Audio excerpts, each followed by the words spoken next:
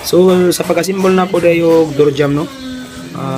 Sa pagpalit na mo ani wala pa man na symbol ang door jam. So ako na naka-symbol.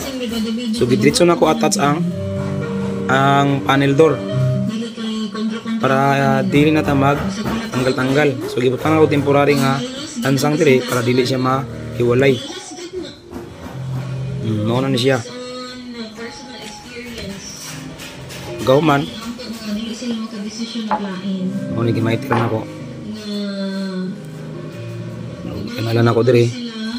So butangan po nato siya spacer nga 5 mm. Sumuro din ang spacer na ko no 5 mm. Wala pa na ako nagitaw ang hinges. Ano siya? Diretso na ako siya taod.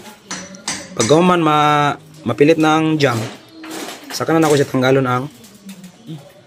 ang panel door. So dito na nato i-install ang hinges o ang doorknob para dili na ta mag planer. Mo ni bago na akong style pro.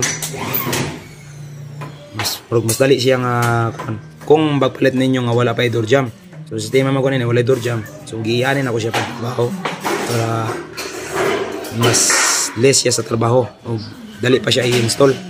Dili magbawg-bawg ang atuang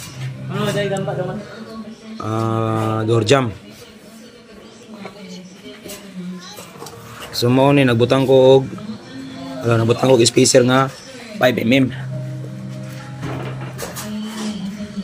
Nagbutang na og spacer. So siya ang kanindot para di na ta mag planer. So pag man og kuan tanggalon na nato ng mga lansang para dali na matanggal ang pultahan.